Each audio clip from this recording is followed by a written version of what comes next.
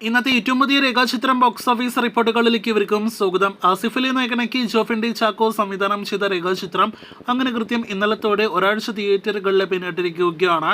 ഇന്ന് സിനിമയുടെ 8ാം ദിവസമാണ് തിയേറ്ററുകളിൽ.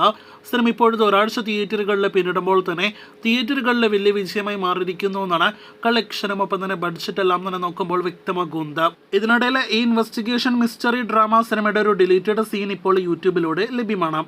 ആസിഫ് അലി സിനിമയ്ക്ക് 7 ദിവസങ്ങൾ കൊണ്ട് വേൾഡ് വൈഡ് കളക്ഷനായിട്ട് 37 കോടിയോളം രൂപ ഗ്രോസ് കളക്ഷനും കേരളത്തിൽ 15 കോടിയിലധികം രൂപ ഗ്രോസ് കളക്ഷനുമാണ് വന്നിരിക്കുന്നത്. അങ്ങനെ ഈ ഒരാഴ്ച കളക്ഷനും കൊണ്ട് തന്നെ ആസിഫ് അലി സിനിമ ബോക്സ് ഓഫീസിൽ റെക്കോർഡിട്ടിരിക്കുകയാണ്. നേരത്തെ ആദ്യ വീക്കെൻഡിൽ ഒരു ആസിഫ് അലി സിനിമയുടെ ഏറ്റവും ഉയർന്ന കളക്ഷൻ നേടിയെടുത്ത സിനിമ ഇപ്പോഴത്തെ ആദ്യ ഒരാഴ്ച കൊണ്ട് ഒരു ആസിഫ് അലി സിനിമയുടെ ഏറ്റവും ഉയർന്ന വേൾഡ് വൈഡ് കളക്ഷൻ നേടിയെടുക്കുന്ന സിനിമയായിട്ട് മാറിയിരിക്കുകയാണ്.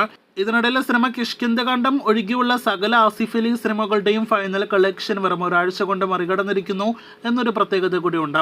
അങ്ങനെ ആകെ മൊത്തത്തിൽ നേട്ടങ്ങളിൽ നിന്നും നേട്ടങ്ങളിലേക്ക് പോയിക്കൊണ്ടിരിക്കുന്ന രേഖാചിത്രം എന്ന സിനിമയുടെ ബഡ്ജറ്റ് റിപ്പോർട്ട് കൂടി പുറത്തു വരുമ്പോൾ കാവ്യ ഫിലിംസിന്റെ ബാനറിലെ വേണു കുന്നപ്പള്ളി നിർമ്മിച്ച സിനിമയ്ക്ക് വെറും 10 കോടിക്കടുത്ത് രൂപ മാത്രമാണ് ബഡ്ജറ്റ്. കഴിഞ്ഞ വർഷം ഏകദേശം 60-ൽ പരം ദിവസങ്ങളെടുത്താണ് സിനിമയുടെ മുഴുവൻ ചിത്രീകരണം പൂർത്തിയാക്കിയത്. അങ്ങനെ രേഖാചിത്രം എന്ന സിനിമ ബഡ്ജറ്റ് ബേസിൽ നോക്കുകയാണെങ്കിൽ തന്നെ ഇപ്പോൾ ബ്ലോക്ക് ബസ്റ്റർ സ്റ്റാറ്റസ് ഉറപ്പാക്കിയിരിക്കുകയാണ്. കാത്തിരിക്കൂ രേഖാചിത്രം എന്ന വലിയ വിജയം നേടിയെടുത്ത സിനിമയുടെ കൂടുതൽ കളക്ഷനായിട്ട്.